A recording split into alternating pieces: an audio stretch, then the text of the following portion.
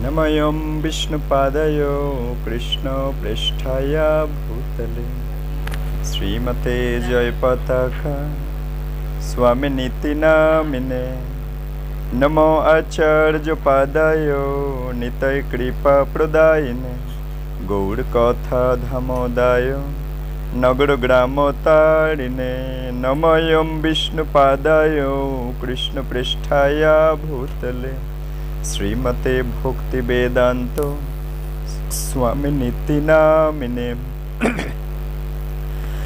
नमस्ते सरस्वते देवे गौरवाणी प्रचारिणे निर्विशेष शून्यवादी पाश्चात्य देशतारिणे अज्ञानतिमिरन्धस्य ज्ञानाञ्जनशलाकाय चक्षुरुन्मीलितं येन तस्मै श्रीगुरवे नमः। श्रीचैतन्यमनोभीष्टं स्थापितं येन भूतले स्वयं रूपो कदा मह्यं ददाति स्वपदान्तिकम् वृन्दायै तुलसीदेव्यै प्रियायै केशवस्य च विष्णुभक्तिप्रदे देवे शतवत्तये नमो नमः। वाञ्छकल्पतरुभ्यश्च कृपासिन्धुभ्यो एव च पतितानां पावनेभ्यो वैष्णवेभ्यो नमो नमः। हे कृष्ण करुणा सिन्धु दीनबन्धु जगत्पते गोपेश गोपिका कान्तो राधाकान्तो नमस्तुते। तप्त काञ्चन गौराङ्गी राधे वृन्दावनेश्वरी वृषभानुसुते देवी प्रणमामि हरिप्रिये। नीलाचल निवासाय नित्याय परमात्मने बलभद्र सुभद्राभ्यां जगन्नाथाय ते नमः। पंचतत्त्वात्मकं कृष्णं भक्तरूपो स्वरूपकं भक्तावतारं भक्ताख्यं नमामि भक्तशक्तिकम्। जय श्री कृष्ण चैतन्य प्रभु नित्यानंद श्री अद्वैत गदाधर श्रीवास आदि गौर भक्तवृंद। हरे कृष्ण कृष्ण कृष्ण हरे हरे हरे राम राम राम हरे हरे। ओं नमो भगवते वासुदेवाय ओं नमो भगवते वासुदेवाय ओं नमो भगवते वासुदेवाय। नारायणं नमस्कृत्य नरं चैव नरोत्तमं देवीं सरस्वतीं व्यासं ततो जयमुदीरये। मूकं करोति वाचालं पङ्गुं लङ्घयते गिरिं यत्कृपातमहं वन्दे श्रीगुरुं दीनतारिणं। नष्टप्रायेषु अभद्रेषु नित्यं भागवत सेवया भागवते उत्तमो श्लोके भक्तिर्भवति नैष्ठिकी। श्री श्री गुरु गौरांग जयत। हरि ओम तत्सत् हरि ओम तत्सत् हरि ओम तत्सत्। सर्वाग्रमदीयो श्री गुरुदेव त्रिदंडी स्वामी श्री श्रीमद जयपताका स्वामी गुरु महाराजेर रातुल श्री चरण कमले ए अधमेर भूल लुंठित षष्टांग दंडवत प्रणाम ज्ञापन करे तार अहैतुकी कृपा आशीर्वाद भिक्षा प्रार्थना करछि। तत्पश्चात परम गुरुदेव कृष्ण कृपा श्रीमूर्ति श्रील अभय चरण अरविंद भक्ति वेदांत स्वामी जगत गुरु इस्कन प्रतिष्ठाता आचार्य श्रील प्रभुपादेर श्री चरण कमले दंडवत प्रणाम ज्ञापन करे तार कृपा भिक्षा प्रार्थना करछि। तत्पश्चात गुरु परम्परा आचार्य वृंद अनंत कोटि वैष्णवी वृंद समवेत भक्त मंडलीर श्री चरण कमले प्रणिपात ज्ञापन करे आशीर्वाद प्रार्थना करछि। आपनारा आशीर्वाद करुन जाते करे यथायथभावे हरिकथा परिवेशन करे भगवान के सन्तुष्ट करे समाज कल्याण करे निजेर कल्याण करते पारे। किछु भूल त्रुटि मार्जना करबेन।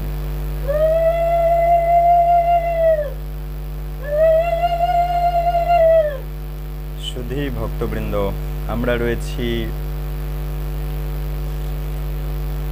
সাপ্তাহিক নামহট্ট কুলপি।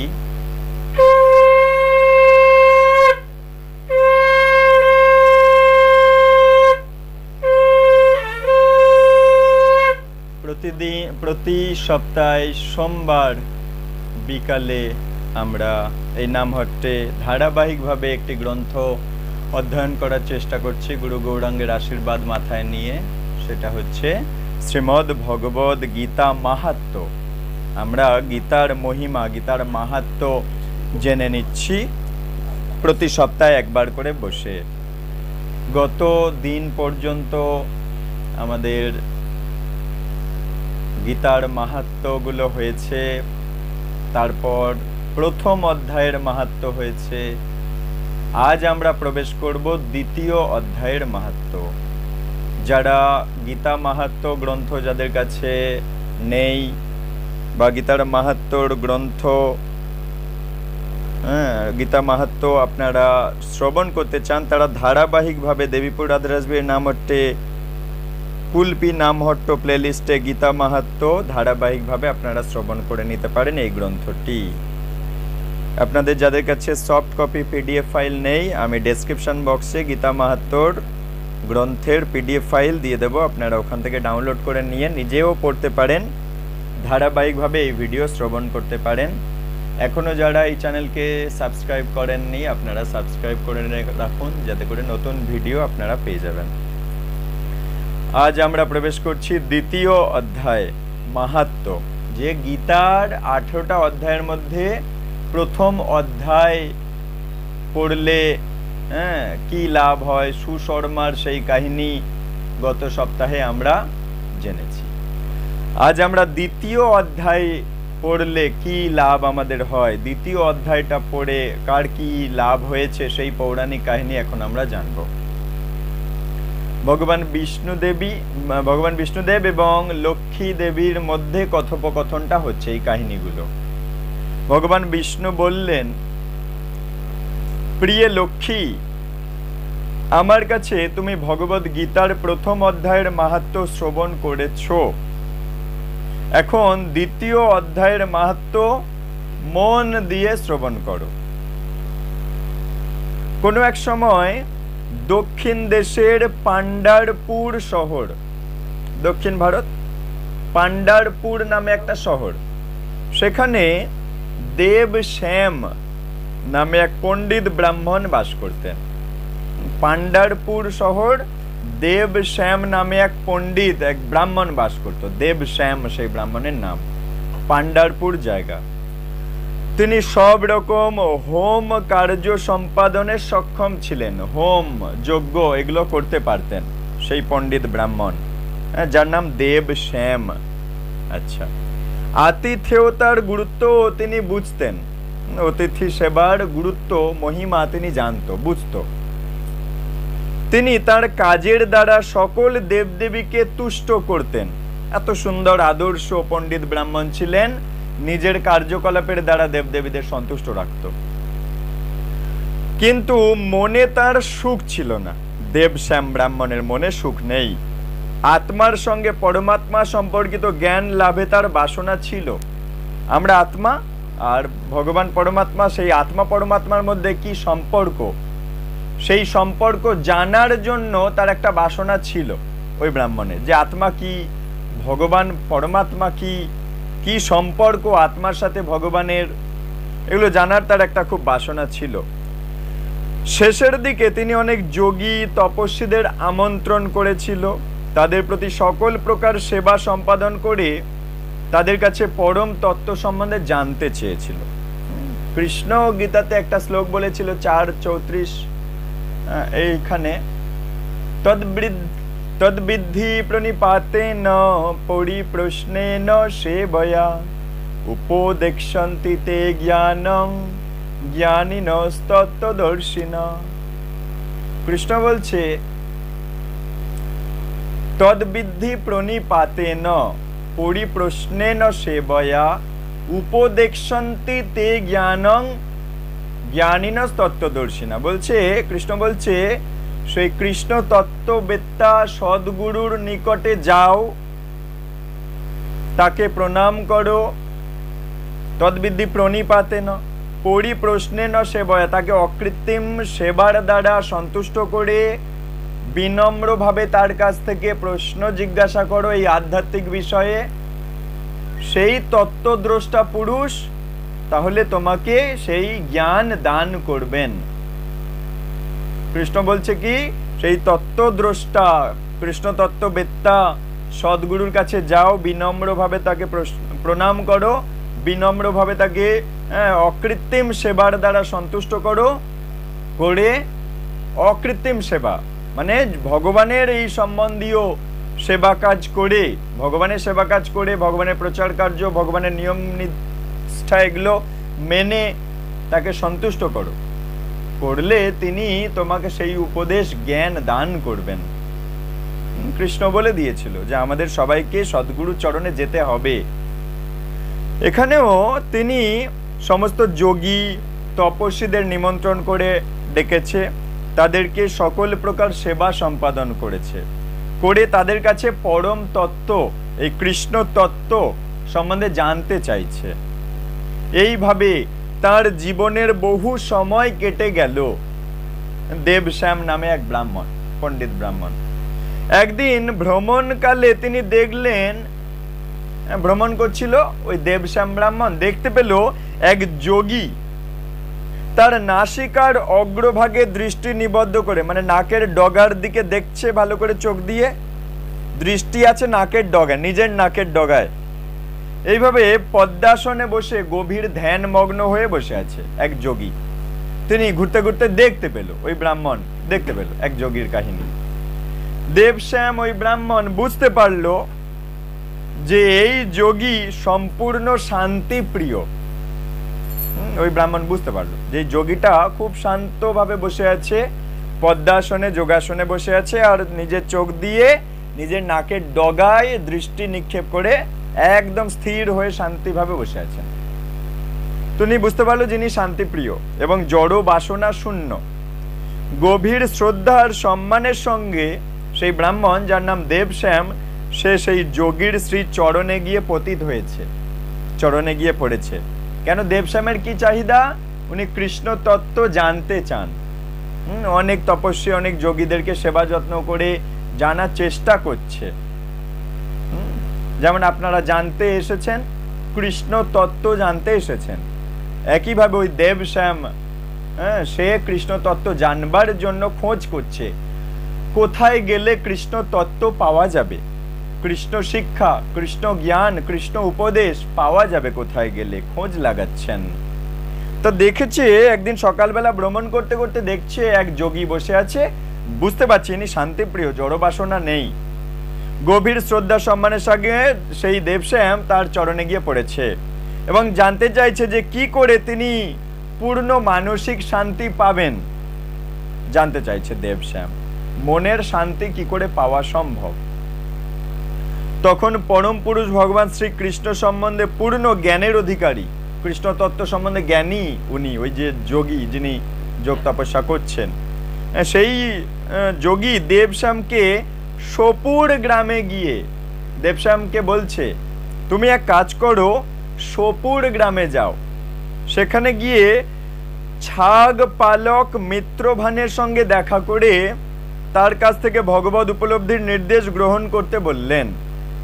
একজন বলছে তুমি সোপুর গ্রামে যাও, ছাগল পালন করে, তার নাম মিত্রভান, সোপুর গ্রামে বাস করে মিত্রভান, ছাগ পালক, তার কাছে যাও, গিয়ে ভগবত উপলব্ধির নির্দেশ গ্রহণ করতে বললেন, যে ওর কাছে গিয়ে কৃষ্ণ তত্ত্ব তুমি পাবে। যদিও উনি ছাগল পালন করেন, কিন্তু উনি থাকেন সোপুর গ্রামে, মিত্রভান তার নাম। ওই যোগী দেবশ্যামকে বললো ওই সোপুর গ্রামে চলে যাও, মিত্রভানের কাছে, উনি তোমায় জ্ঞান দেবেন। এই কথা শুনে দেবশ্যাম সেই যোগীকে পুনঃ পুনঃ শ্রদ্ধা নিবেদন করে বারবার প্রণাম জানিয়ে ওই দেবশ্যাম ব্রাহ্মণ চলেছে সোপুর গ্রামে, মিত্রভানের কাছে। সেখানে পৌঁছে গিয়ে উত্তর দিকে তিনি এক সুন্দর বন দেখতে পেল। সোপুর গ্রামে ঢুকে পড়েছে, উত্তর দিকে সুন্দর একটা বন। ওই বনেই মিত্রভান বাস করে। বনে প্রবেশ করে দেখলেন যে একটা ছোট নদীর তীরে প্রস্তর খণ্ডের উপর মিত্রভান বসে আছে। নদীর তীর, পাথরের খণ্ডের উপরে, নদীর জল বয়ে যাচ্ছে, সেখানে পাথরের খণ্ড, তার উপরে মিত্রভান বসে আছে। সোপুর গ্রাম। দেবশ্যাম সেখানে গিয়ে হাজির মিত্রভানের কাছে। মিত্রভানকে কেমন দেখাচ্ছে? খুব সুন্দর দেখাচ্ছে আর শান্ত দেখাচ্ছে। বনে মৃদুবন্দ বাতাস বইছে। বনটা কেমন?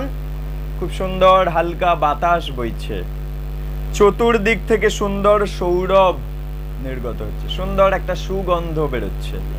যেখানে বসে মিত্রভান বসে আছে ওই নদীর ধারে, যত্রতত্র ছাগলের পাল শান্তিতে আর নির্ভয়ে ঘুরে বেড়াচ্ছে।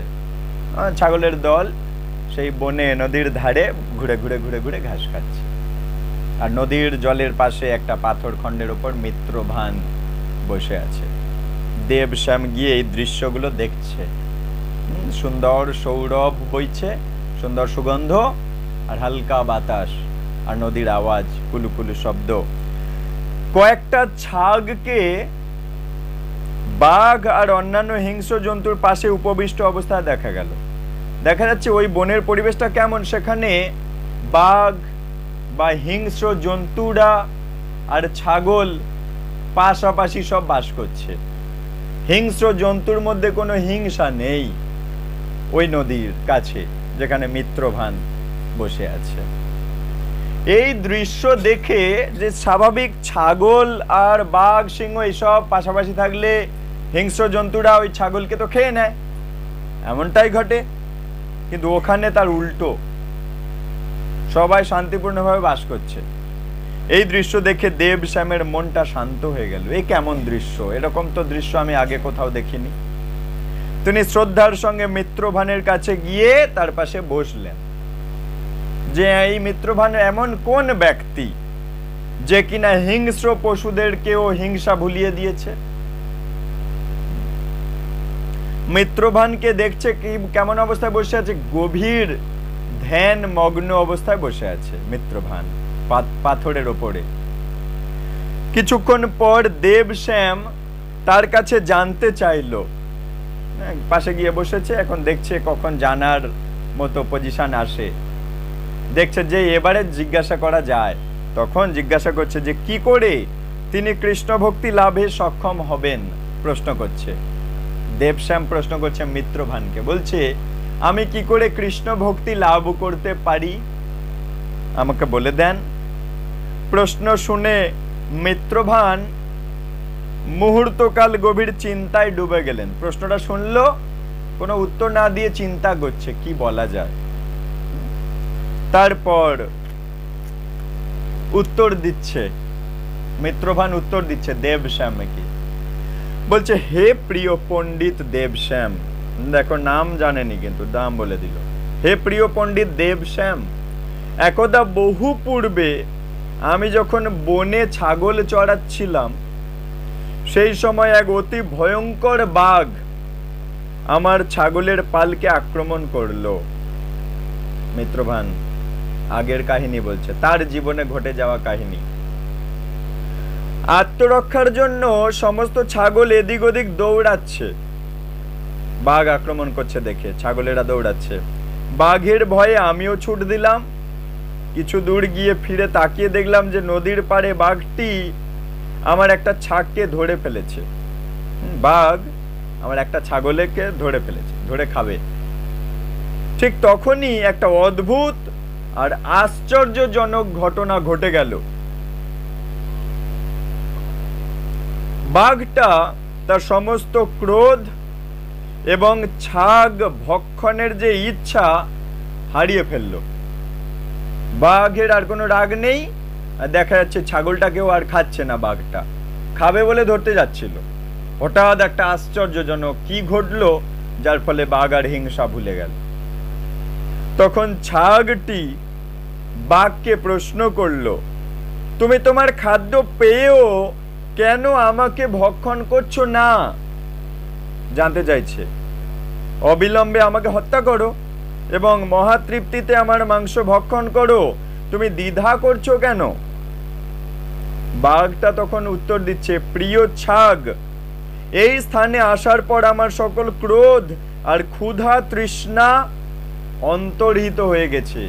আমার ক্ষুধা তৃষ্ণা পাচ্ছে না এবং হিংসাও আর হৃদয়ে নেই, তাই আমি তোমাকে মারতে পারবো না। বাঘ উত্তর দিচ্ছে। ছাগ বলল, আমিও বুঝতে পারছি না কেন আমি এত নির্ভীক আর শান্তি বোধ করছি। ছাগ বলছে, আমারও যেন আর কোনো ভয় নেই বাঘের দেখে, আর শান্তি পাচ্ছি আমি। ছাগ বলছে, এর কারণটা কি হতে পারে? ছাগ বাঘকে জানতে চাইছে কি এমন কারণ হতে পারে যে এই জায়গায় আসার ফলে ছাগ বলছে, আমারও আর কোনো ভয় নেই তোমার দেখে, তাই আমি বলতে পারছি তুমি আমার দেহটা খাও। আর বাঘ বলছে, আমার হৃদয়ে কোনো হিংসা নেই, ক্ষুধা তৃষ্ণা নেই, তাই আমি তোমায় মারতে পারবো না।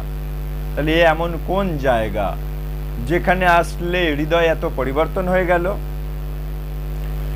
বাঘ বলল, আমিও তো তা জানি না কেন আমাদের এমন হচ্ছে, চলো ওই লোকটাকে জিজ্ঞাসা করা যাক। বাঘ আর ছাগের এরূপ কথোপকথন শুনে আমি অতীব বিস্ময়ান্বিত হলাম। মিত্রভান বলছে, ছাগ আর বাঘ এইরকম কথাবার্তা বলছে বলে আমার দিকে আসছে জিজ্ঞাসা করবে বলে যে কেন আমাদের এরকম হচ্ছে। তাই এইরকম ঘটনা দেখে মিত্রভান বলছে, আমিও তো অবাক হয়ে গেলাম, আমিও তো জানি না কেন এরকম হচ্ছে। এমতো সময় তারা আমার কাছে এসে কারণ জানতে চাইলো। মিত্রভান বলছে, বাঘ আর ছাগ আমার কাছে এসে কারণ জানতে চাইলো। আমি লক্ষ্য করলাম নিকটেই গাছের ডালে একটা বানর বসে আছে, খুব কাছে গাছের ডালে একটা বানর বসে আছে মিত্রভান দেখতে পেল। আমি তখন এই দুজনকে সঙ্গে নিয়ে, বাঘ আর ছাগকে সঙ্গে নিয়ে মিত্রভান যাচ্ছে বানরটার কাছে। বানরটার কাছে এর কারণ জানতে চাইলাম। গভীর শ্রদ্ধার সঙ্গে বানরটি বলল, শোনো, আমি তোমাকে একটা খুব পুরানো গল্প শোনাচ্ছি, এখানে ঘটে যাওয়া গল্প। এই বনে ঠিক তোমার সামনে একটা খুব বড় মন্দির আছে। বানরটা উত্তর দিচ্ছে, তোমার সামনে একটা খুব বড় পুরনো মন্দির আছে, বড় পুরনো মন্দির। ভগবান ব্রহ্মা সেই মন্দিরে একটা শিবলিঙ্গ প্রতিষ্ঠা করেছে। পৌরাণিক কাহিনী, সৃষ্টির আদিতে ব্রহ্মাজি এই মন্দিরটার মধ্যে একটা শিবলিঙ্গ প্রতিষ্ঠা করেছেন। বহু পূর্বে সুকাম নামে এক বিদ্বান মুনি এখানে বাস করতেন। একজন মুনি, বানরটা কাহিনীগুলো বলছে, এক মুনি এখানে বাস করতেন যার নাম সুকাম। তিনি অনেক কঠোর সংযম পালন করছিলেন এই বনে। সুকাম যার নাম, একজন মুনি সুকাম। প্রতিদিন তিনি বন থেকে ফুল তুলে আনে, নদী থেকে জল আনে, এনে ওই ভগবান শিবের পূজা করে। সুকাম নামে এক যোগী, এক মুনি ফুল, গঙ্গার জল এনে ওই শিবলিঙ্গ, ওই মন্দিরে যেটা ব্রহ্মাজি প্রতিষ্ঠা করে রেখেছিল যে শিবলিঙ্গ, সেই শিবলিঙ্গে পূজা করত সুকাম নামে এক মুনি। এইভাবে বহুদিন তিনি এখানে বাস করেছেন, ওই সুকাম নামে মুনি। বানরটা কাহিনী বলছে, একদিন সেখানে এক মুনির আগমন হলো। সুকাম তখন ফল আর জল দ্বারা মুনিকে ভোজন করালো। মুনিবরের ভোজন আর বিশ্রাম গ্রহণের পর সুকাম বললেন যে কঠোর সংযমের সঙ্গে পূজা অর্চনা করে তিনি এখানে পড়ে আছেন শুধু ভগবান কৃষ্ণ সম্বন্ধে জ্ঞান লাভ করবে বলে। সুকাম বলছে, সুকামের ওই মন্দিরে সুকাম তো রোজ পূজা করে। একজন মুনি এসেছে ওই মন্দিরে, তাকে সেবা যত্ন করে বিশ্রাম করিয়ে এখন সুকাম কথোপকথন করছে তার সাথে, যে আমি এই মন্দিরে বসে আছি কেন জানেন? আমি কৃষ্ণ ভক্তি, কৃষ্ণ জ্ঞান কিভাবে পাওয়া যায় সেই জন্য আমি এখানে বসে আছি, এখানে শিবের পূজা করছি, যদি কোনোদিন আমি কৃষ্ণ শিক্ষা লাভ করতে পারি, কৃষ্ণ সম্বন্ধে জ্ঞান পেতে চাই, তাই এই মন্দিরে আমি পড়ে আছি। আজ এই মুনিবরের সাহচর্যে তার সেই কঠোর কৃচ্ছ সাধনের ফল লাভ হলো। সুকামের সেই বিনয়পূর্ণ কথা শুনে মুনিবর যথেষ্ট সন্তুষ্ট হলো যে ও তুমি কৃষ্ণ শিক্ষা পেতে চাও। মুনিবর খুশি হলো, ঠিক আছে সুকাম, আমি তোমাকে কৃষ্ণ শিক্ষা দান করব। একটা প্রস্তর খণ্ডে গীতার 2য় অধ্যায় লিপিবদ্ধ করলেন। গীতার 2 নম্বর অধ্যায়ের যতগুলো শ্লোক সাংখ্যযোগ, 2-এ আছে সাংখ্যযোগ, 1-এ বিষাদ যোগ, 2-এ সাংখ্যযোগ, 3-এ কর্মযোগ, 4-এ জ্ঞান যোগ, 5-এ কর্ম সন্ন্যাস যোগ, 6-এ ধ্যান যোগ, এইভাবে, ঠিক আছে। তো 2য় অধ্যায়ের সমস্ত শ্লোকগুলো একটা পাথরে লিখে দিল ওই মুনিবর, যে কিনা ওই সুকামের কাছে এসেছে ওই শিব মন্দিরে। সুকাম আর ওই মুনিবরের এই কাহিনী বানর মিত্রভানকে বলছে। বোঝা গেল? বানর মিত্রভানকে বলছে। মিত্রভান বাঘ আর ছাগ এই কাহিনীটা শুনছে। বোঝা গেল? ওই মিত্রভানের কাছে এসেছে কে? দেব শর্মা নামে ব্রাহ্মণ। দেব শর্মাকে একজন বলল যে যাও ওই এটা কোন গ্রাম? গ্রামটার নাম হচ্ছে সোপুর। সোপুর গ্রামে যাও, গেলে তুমি পাবে। এই দেবশ্যাম কার থেকে জানলো? ভ্রমণ করছিল একটা যোগী, নাকের ডগার উপরে দৃষ্টি নিক্ষেপ করে সে ধ্যান করছিল। তাহলে পুরো ঘটনার ক্রমটা একবার মনে করিয়ে দিই। দেবশ্যাম নামে একজন ব্রাহ্মণ কৃষ্ণ শিক্ষা পেতে চায়, খোঁজ করছে, খুব সেবা যত্ন করে মুনি ঋষি সাধু মহাত্মার, কিন্তু ঠিকঠাক পেয়ে উঠছে না কৃষ্ণ শিক্ষা। হঠাৎ সকালে ভ্রমণ করতে করতে দেব শর্মা দেখলো এক মুনিকে। মুনির কাছে গিয়ে প্রণাম নিবেদন করে জিজ্ঞাসা করলো, আমি এরকম কৃষ্ণ শিক্ষা পেতে চাই, কি করব? ওই মুনি তখন বলল, যাও সোপুর গ্রামে যাও, গিয়ে মিত্রভানের কাছে যাও। তা দেব শর্মা এখন গেছে সোপুর গ্রামে মিত্রভানের কাছে। মিত্রভান ওইখানে ঘটে যাওয়া বাঘ ছাগের কাহিনী বলল, এবং মিত্রভান বলল, আমি একটা বানরকে দেখলাম, সেই বানর আমাকে একটা কাহিনী বলেছে, এখানে কি ঘটেছিল আগে ওই বানর দেখেছে। বানর বলছে এই জায়গায় একটা বড় মন্দির আছে, মন্দিরটা ব্রহ্মাজি শিবলিঙ্গ প্রতিষ্ঠা করে গেছিল। সেই মন্দিরে শিবের সেবা পূজা করত কে? সুকাম নামে এক মুনি। ওই সুকাম মুনি ওখানটা বাস করে। একদিন একটা মুনি ওখানে এসেছিল, যে কিনা যাকে সেবা যত্ন করে বিশ্রাম করিয়ে বলেছিল যে আমার কৃষ্ণ শিক্ষা দাও, আমি কৃষ্ণ শিক্ষা পেতে চাই। সুকাম জানতে চেয়েছিল ওই মুনির কাছে। ওই মুনি তখন ওই নদীর ধারে পাথরের খণ্ডের উপরে গীতার 2য় অধ্যায় লিখে দিয়েছিল, সাংখ্যযোগ। ওখানে আত্মার বিজ্ঞান আছে সাংখ্যযোগে, আত্মা সম্বন্ধে কথাবার্তা বলা আছে সাংখ্যযোগে, গীতার 2য় অধ্যায়। তা 2য় অধ্যায় লিপিবদ্ধ করে দিয়েছিল পাথরের খণ্ডে, সব শ্লোকগুলো লিখে দিয়েছিল। সুকামকে তিনি সেই শ্লোকগুলো প্রতিদিন পাঠ করতে নির্দেশ দিয়েছিল। ওই মুনি সুকামকে বলেছিল, তুমি রোজ এই গীতাতে এই পাথরে যা আমি লিখে দিলাম এগুলো তুমি রোজ পাঠ করবে, এরূপ করলে অচিরেই তার অভিষ্ট লাভ হবে বলে চলে গেল।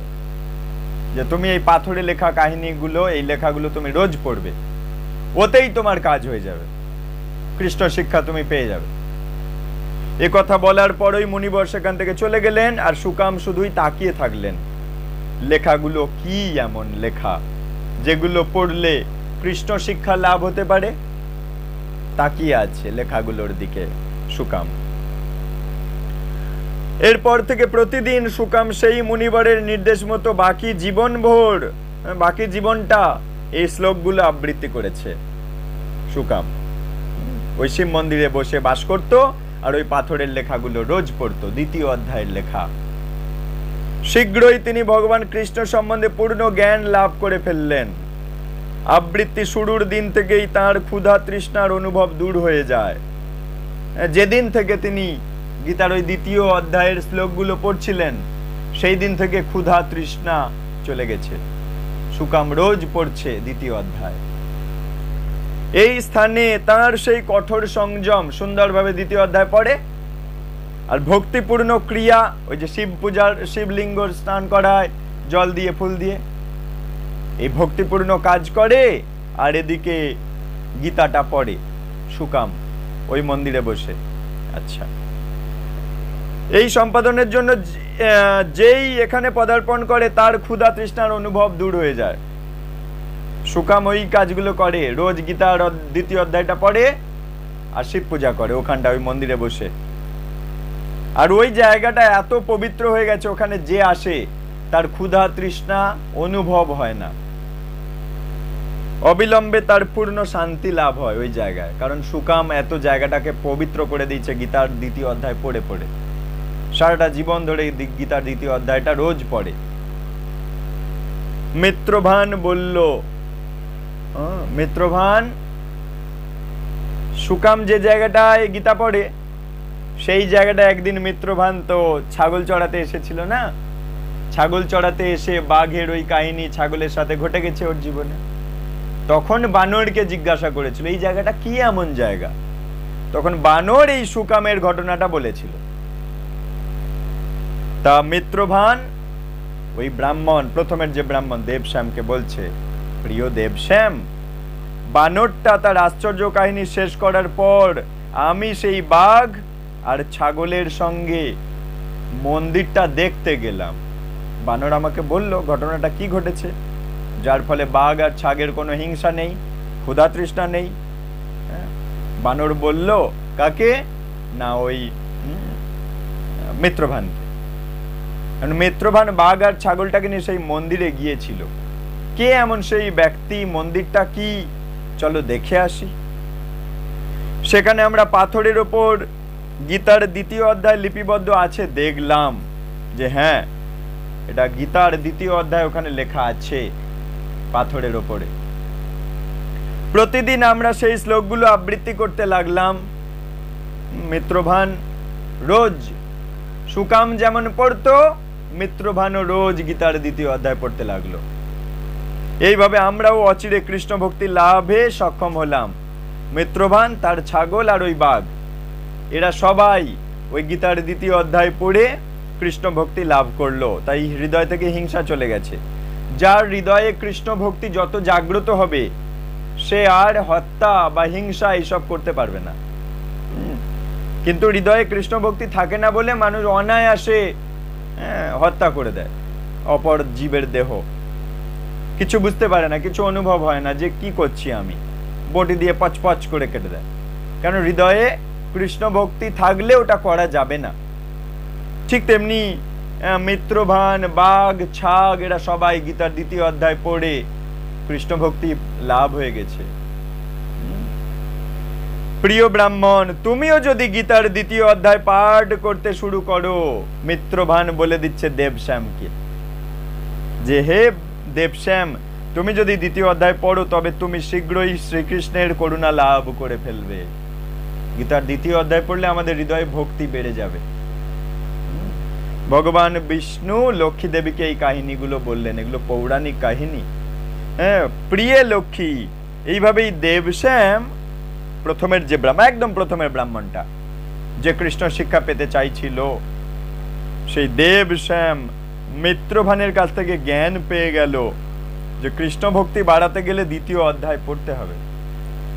এবং সেই মহাত্মার আরাধনা করে তিনি পাণ্ডারপুরে ফিরে গিয়ে, দেবশ্যাম নিজের জায়গায় ফিরে গেল, সোপুর থেকে পাণ্ডারপুরে চলে গেল, গিয়ে প্রতিদিন দ্বিতীয় অধ্যায় পড়ত। তাছাড়া পাণ্ডারপুরে যে কেউ গেলেই তিনি তাকে শ্লোকগুলো আবৃত্তি করে শোনাতো। এইভাবে দেবশ্যাম পরম পুরুষ শ্রীকৃষ্ণের শ্রী পাদপদ্ম লাভ করলেন। দেবশ্যাম কৃষ্ণের শ্রীপাদপদ্ম লাভ করলেন। প্রিয়তম লক্ষ্মী, শ্রীমদ্ ভগবদ গীতার দ্বিতীয় অধ্যায়ের এই হলো মাহাত্ম্য। তাহলে আবার প্রথম থেকে ব্যাপারটা বলে দিই, সরল হয়ে যাবে, শুনে নাও। পান্ডারপুরে বাস করে দেবশ্যাম। কৃষ্ণ শিক্ষা পেতে চাইছে, কৃষ্ণ ভক্তি পেতে চাইছে, অনেক সাধু গুরু মহাত্মার সেবা কাজ করে, তাদের কাছে জানতে চায়, কিন্তু ঠিক পেয়ে ওঠেনি। একদিন ভ্রমণ করতে করতে দেখলো একটা যোগী যে ধ্যানে বসে আছে, তার পাশে গিয়ে তার কাছে বসে জিজ্ঞাসা করলো, প্রণাম করে শ্রদ্ধার সাথে জানতে চাইলো, আমি কৃষ্ণ শিক্ষা কোথায় গেলে পাবো, আমাকে বলো। তাহলে দেবশ্যাম জানতে চাইছে সেই যোগীর কাছে। যোগী বলল, এক কাজ করো, সোপুর গ্রামে চলে যাও, মিত্রভানের কাছে যাও, ও বলে দেবে তোমায় কোথায় কি করলে কৃষ্ণ শিক্ষা পাওয়া যায়। তা দেবশ্যাম ব্রাহ্মণ এখন গেছে সোপুর গ্রামে মিত্রভানের কাছে। মিত্রভান কে গিয়ে জিজ্ঞাসা করছে, কৃষ্ণ ভক্তি কি করে পাওয়া যায়, কৃষ্ণ শিক্ষা কি করে পাওয়া যায়, আমাকে বলো। মিত্রভান তখন বলছে, হ্যাঁ, অবাক করা একটা কাহিনী আমার জীবনে ঘটে গেছে। মিত্রভান বলছে, আমি ছাগল চড়াতে এসেছিলাম, দেখি ছাগল বাঘ এরা কেউ মানে একে অপরের মধ্যে হিংসা নেই, ক্ষুধা তৃষ্ণা নেই। তা মিত্রভান তখন অবাক হয়ে গেছে, এ কি, বাঘ আর ছাগের মধ্যে এরকম কেন? তখন মিত্রভান কাছে একটা বানরকে দেখতে পেয়েছিল গাছের ডালে। তা বানরকে জিজ্ঞাসা করেছে, তুমি কিছু জানো, এই জায়গাটা কি এমন জায়গা? মিত্রভান বানরকে জিজ্ঞাসা করায় বানর তখন কাহিনীটা বলল, যে এই জায়গায় একটা মন্দির আছে, ব্রহ্মা প্রতিষ্ঠা করেছিল একটা শিবলিঙ্গ, সেই মন্দিরে সুকাম নামে একটা যোগী রোজ সেবা পূজা করে শিবলিঙ্গের। কৃষ্ণ শিক্ষা কি করে পাবে সেই জন্য সে সেখানে শিব পূজা করছিল। একদিন হঠাৎ করে একটা যোগী তার কাছে এসেছিল, অনেক সেবা যত্ন করে তাকে জিজ্ঞাসা করেছিল, কি করলে কৃষ্ণ শিক্ষা পাবো। তা সুকাম এরম প্রশ্ন করতে যোগী তখন একটা পাথরে বলেছিল কিছু শ্লোক লিখে দিয়েছিল, বলেছিল রোজ তুমি এগুলো পড়বে। সুকাম রোজ ওগুলো পড়ে, আর ওই স্থান এত পবিত্র হয়ে গেছে যে ওই স্থানে যে যায় তার ক্ষুধা তৃষ্ণা হিংসা থাকে না। তাহলে সুকাম রোজ দ্বিতীয় অধ্যায় পড়তো। এই মিত্রভান সেও রোজ দ্বিতীয় অধ্যায় পড়ে, ওই মন্দিরে গিয়ে দেখছে হ্যাঁ একটা পাথরে এরম লেখা আছে। মিত্রভান রোজ দ্বিতীয় অধ্যায় পড়ে। এইভাবে মিত্রভান, বাঘ, ছাগ, সুকাম এরা সবাই কৃষ্ণ ভক্তি লাভ করেছে। ওই জায়গায় মিত্রভান রোজ ওই পাথরের ওপর বসে গীতার শ্লোকগুলো পড়ে। আর দেবশ্যাম গিয়ে সেটাই দেখেছে যে হ্যাঁ মিত্রভান বসে পাথরের উপরে বসে কিছু পড়ছে। হ্যাঁ, তখন থেকে দেবশ্যাম তার গ্রামে ফিরে গেল, পান্ডারপুর গ্রামে ফিরে গেল, গিয়ে রোজ গীতার দ্বিতীয় অধ্যায় পড়ে, পড়ে সে কৃষ্ণের চরণ লাভ করেছে দেবশ্যাম। তাহলে একইভাবে দেবশ্যাম যেমন কৃষ্ণ শিক্ষা কৃষ্ণ ভক্তি খোঁজ করছিল, আমরাও কৃষ্ণ শিক্ষা কৃষ্ণ ভক্তি খোঁজ করছি, কৃষ্ণের চরণ পাবার জন্য গীতা পড়ব। তাহলে গীতার দ্বিতীয় অধ্যায় পড়লে কৃষ্ণ ভক্তি বাড়ে হৃদয়ে, হিংসা কমে যায়। হ্যাঁ, এবং জীবনের অন্তিমে আমরা এই দেহ ছেড়ে কৃষ্ণ চরণ লাভ করব, কৃষ্ণের ধামে ফেরত চলে যাব, আমাদের জন্ম মৃত্যু বার্ধক্য রোগ নিরাময় হয়ে যাবে, ভবরোগের চিকিৎসা হয়ে যাবে। স্কুল কলেজে যেমন এই যে হাসপাতাল, নার্সিং হোম, এগুলোতে কি হয়, দেহ রোগের চিকিৎসা হয়। দেহে কোনো রোগ হলে, মন বা সূক্ষ্ম দেহ, ওখানে কোনো রোগ হলে আমরা হাসপাতাল নার্সিংহোমে এগুলো যাই, দেহের বা মনের রোগ হলে সারাই। আর আত্মার রোগ হয়েছে, আত্মা জন্ম মৃত্যুতে ঘুরছে, আত্মা সেই আসল জগৎ থেকে এই জগতে এসে পড়েছে, আত্মার ভবরোগ হয়েছে, তার নিরাময়ের উপায় কি? এই নামহট্ট বা ইস্কন মন্দির বা গৌড়ীয় মঠ মন্দির, এইগুলোকে বলে ভবরোগের হাসপাতাল। মন্দির হচ্ছে ভবরোগের হাসপাতাল বা আত্মার রোগের হাসপাতাল। আর নার্সিংহোম, হাসপাতাল এগুলো হচ্ছে দেহ রোগের হাসপাতাল। তাই দুটো হাসপাতালই দরকার। মন্দিরগুলো যেমন দরকার, এগুলো ভবরোগ নিরাময় হবে, আর হাসপাতাল নার্সিংহোম দরকার, দেহ রোগ নিরাময় হবে। ঠিক আছে?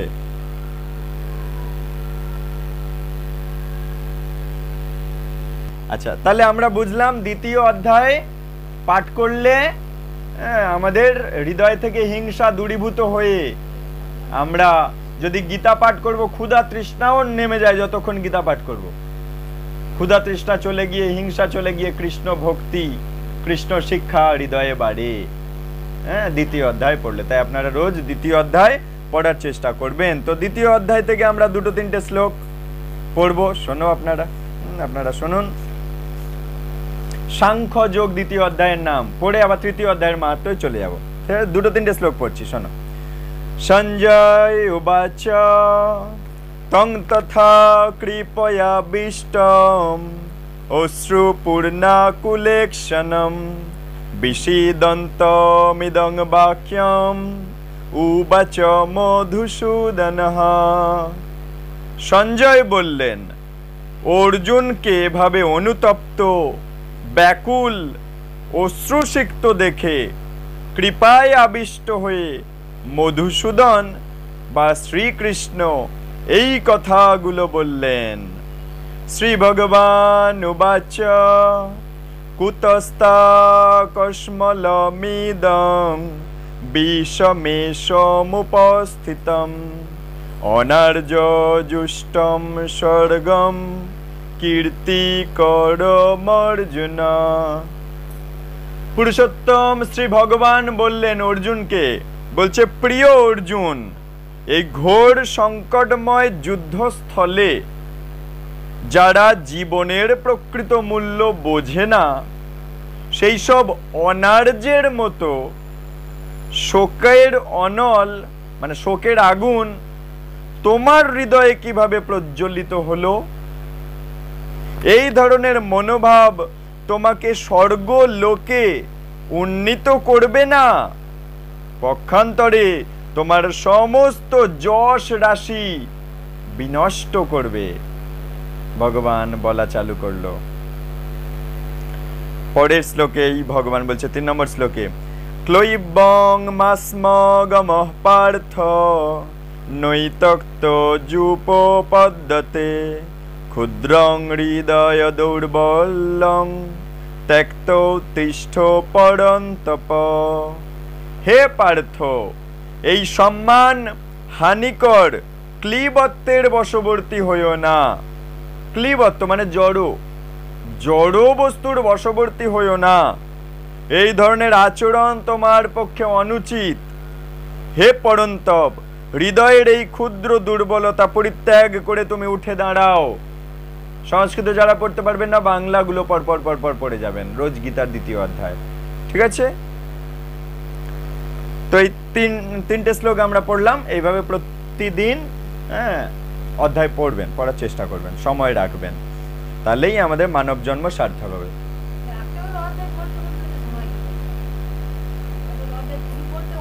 সময় দিয়েছে তো সেই জন্য কৃষ্ণ 24 ঘন্টা। কৃষ্ণ কি সময় দেয়নি? দিয়েছে না? 70-80 বছর, 90 বছর, 100 বছর আয়ুও দিয়েছে, রোজ 24টা ঘন্টা করে দিয়েছে, দেয়নি? যা পড়বেন তাই হবে, যত পড়বেন তত বেশি লাভ। এখন আমরা প্রবেশ করছি তৃতীয় অধ্যায়।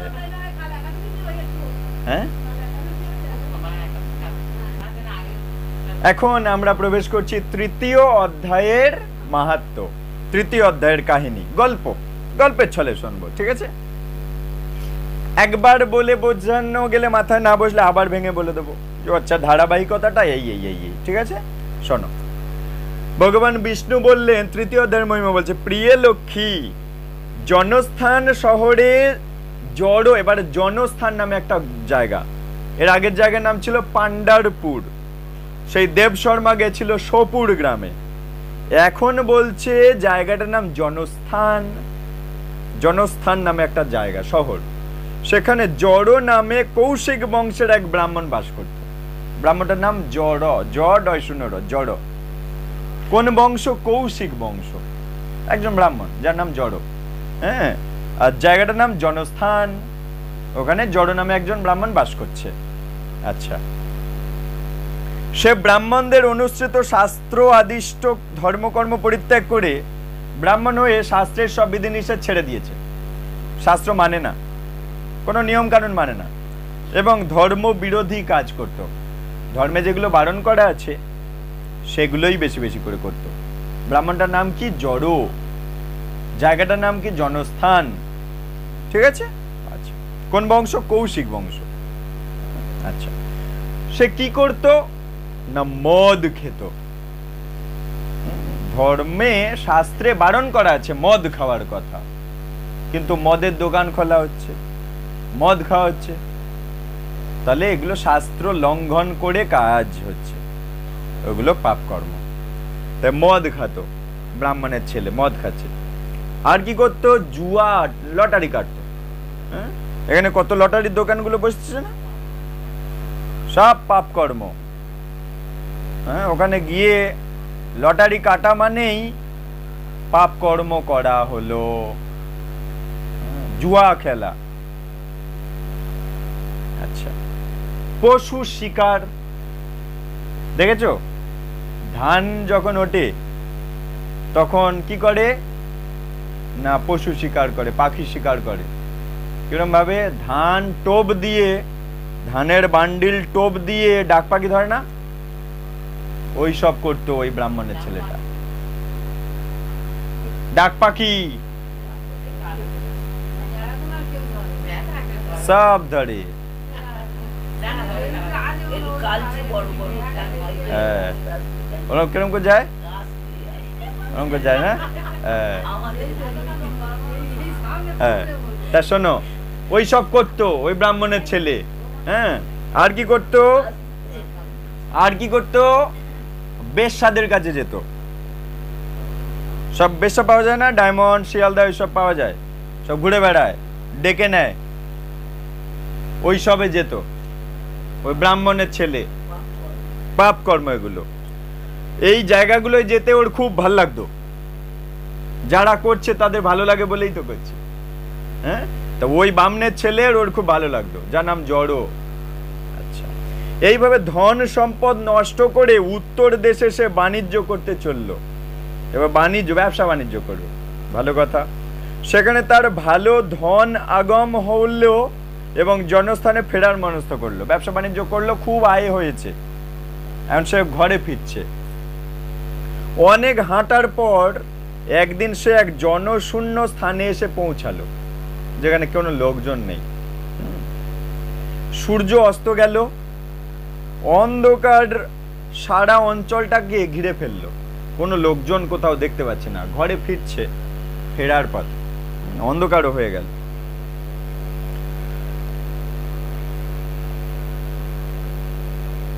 আচ্ছা, সে তখন এক গাছের নিচে রাত কাটাবে বলে ঠিক করলো যে আর কোথায় যাওয়া যাবে, চারিদিকে সব অন্ধকার, কাউকে দেখতেও পাচ্ছে না। সূর্য নেমে গেল, গাছের গোড়ায় বসবে ঠিক করলো।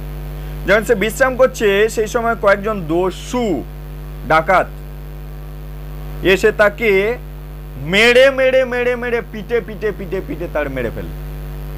কেন? এর কাছে সম্পদ আছে, পিটে মেরে ফেললো। মেরে ফেললে তার যত অর্থ কড়ি ছিল সব নিয়ে চলে গেল দস্যু ডাকাতের দল, মেরে ফেলে। ধর্মকর্ম ত্যাগ করে অধর্মের আশ্রয়ে এক পাপী জীবন যাপন করছিল ওই জড়ো নামক ব্রাহ্মণ। এই জন্য তার এমন ভাবেই মৃত্যুটা হলো। বিষ্ণু লক্ষ্মীকে বলছে যে এই রকম মরলো কেন? পেটাই খেয়ে পেটাই পরোটা হয়ে মরাটা কি শান্তির? শান্তির কি? কিন্তু ওইরকম ভাবে মরলো কেন? কারণ পাপ জীবন ছিল বলে। আচ্ছা, মরার পর ভূত হল, কারণ এটা তো স্বাভাবিক মৃত্যু নয়, ভূত হলো। বিষ্ণু লক্ষ্মীকে বলছে, পৌরাণিক কাহিনী, এগুলো ঘটে যাওয়া কাহিনী, কারণ ভগবান কোনো আনাড়ি কথাবার্তা বলে না, ঘটে যাওয়া কাহিনী তার লক্ষ্মী দেবীকে বলছেন জগতের কল্যাণের জন্য। জড়ের পুত্র কিন্তু খুব ধার্মিক, ওর একটা ছেলে ছিল, সে কিন্তু ধর্মকর্ম করত। বাপ অধার্মিক, ছেলে ধার্মিক, বৈদিক শাস্ত্রে সে পারঙ্গম, মানে শাস্ত্র কথা খুব সুন্দর জানতো, পারদর্শী ছিল, শাস্ত্র কথা বলতে পারত। অনেক দিন গত হয়ে গেলেও তার পিতা বাড়ি ফিরছে না। যে বাবা অনেক দিন আগে গেছে, বলল উত্তর দেশে ব্যবসা করতে যাচ্ছি, ফিরছে না কেন লোকটা? সে তখন পিতার খোঁজে বের হলো, যে বাবার তো এতদিন ফিরে আসার কথা, ফিরছে না কেন, দেখি যাই তো বলে বেরিয়েছে ছেলে বাবার খোঁজে। বহুদিন ধরে এখানে সেখানে সে পিতার খোঁজ করে বেড়াতে লাগলো, আর বাবা তো এদিকে মোড়ে ভূত, কিন্তু ছেলে তা জানে না, খুঁজছে বহুদিন। আচ্ছা, যখনই কোনো পথিকের সাক্ষাৎ পায়, রাস্তায় কারুকে দেখতে পায়, তখন সে সেই পথিকের কাছে জিজ্ঞাসা করে যে বাবার নাম জড়ো নামক কোনো ব্যক্তিকে আপনারা দেখেছেন? উনি আমার বাবা, দেখেছেন? জিজ্ঞাসাবাদ করছে। একদিন তার পিতার পরিচিত এক ব্যক্তির সঙ্গে তার দেখা হলো, বাবার পরিচিত ছিল ওই ব্যক্তিটা। তার ছেলে সেই ব্যক্তিকে দেখতে পেল, সেই ব্যক্তি তার বাবাকে চিনত। তা জিজ্ঞাসাবাদ করছে, লোকটি তাকে তার পিতার সম্বন্ধে সব ঘটনা খুলে বলল, যে তোমার বাবার কি হয়েছে সব জানালো ছেলেকে। পিতার মৃত্যু সংবাদ শুনে তার নরক থেকে মুক্তি লাভের জন্য কাশী ধামে গিয়ে পিণ্ড দানের মনস্থ করলো। যে বাবা এতদিন মরে গেছে, আমি জানতাম না, পিণ্ডদান করিনি, কিন্তু পিণ্ডদান তাহলে আমি করব। আমার বাবার নরক থেকে শাস্তি পাচ্ছে, বা ভূত প্রেত দেহতে ঘুরছে, অবশ্যই ওই জন্যই তো পিণ্ডদান। এবার সত্যি সত্যি কি গয়ায় গিয়ে পিণ্ডদান তর্পণ ক্রিয়া এই জন্যই তো, শাস্ত্র বলে দিয়েছে তো এটা করার জন্য। এগুলো তো শাস্ত্র থেকেই আমাদের সমাজে চলছে না, ওগুলো বিষ্ণু চরণে ওইখানে যে পিণ্ডদান গয়াতে গিয়ে, ওইটা একদম সার্থক। বাড়িতে এসে করাটা লোকাচার, লোকাচার। আমি একটা সমাজবদ্ধ জীব, আমাকে সমাজে বাস করতে হয়। এখন আমি গয়ায় গিয়ে পিণ্ডদান করেছি কি করিনি সেটা আমি জানি, সবাই জানবে কি করে? সেই জন্য সবাইকে জানানোর জন্য আবার লোক দেখানো একটা অনুষ্ঠান করতে হয়, না করলেও উদ্ধার পেয়ে যায়।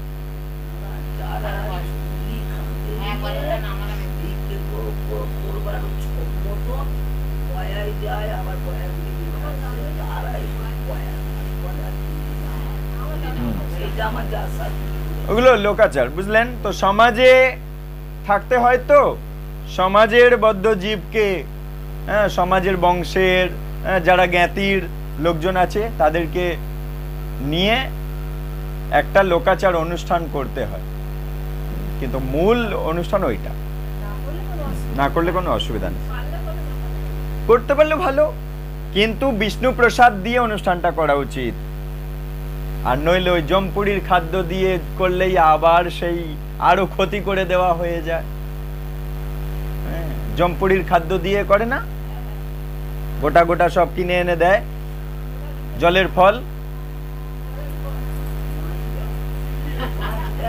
না, আমরা মুখে নিলে আবার বলবে কষ্ট দিচ্ছে আমাদের, ওই জন্য আমরা মুখে নিই না, অন্য কায়দায় নিই। বলবে তোমরা এত সরাসরি সবকিছু ভেঙে বলো কেন, আমাদের কি শুনতে কষ্ট হয় না? একটু অন্যভাবে বলো।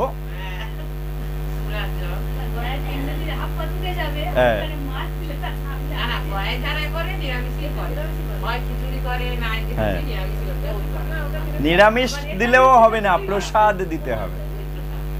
ভগবানকে ভোগ লাগিয়ে সেই প্রসাদটা আত্মাকে দিতে হবে। এই সম্বন্ধে প্রশ্ন করুন, উত্তর পাবেন। গ্রন্থ আমরা যখন পড়াবো তখন খুব সুন্দরভাবে ডিটেলসে এগুলো সব ভেঙে বলা আছে, ঠিক আছে? বলবো, ঠিক আছে? যাই হোক, এখন এটাতে ফিরি। শোনো, তা বাবার কথা জানতে পারলো, সেই জন্য তিনি বাবার মুক্তি, আত্মার মুক্তি লাভের জন্য কাশীধামে গিয়ে পিণ্ডদানে মনস্থ করলো। কাশী যাত্রার নবম দিন, কাশী যাচ্ছে, হেঁটে হেঁটে হেঁটে হেঁটে ছেলে কাশী যাচ্ছে। 9 নম্বর দিনে ক্লান্ত হয়ে ঘটনাক্রমে সে যে গাছের নিচে তার পিতাকে হত্যা করা হয়েছিল সেই একই গাছের নিচে সে বিশ্রাম করতে বসলো।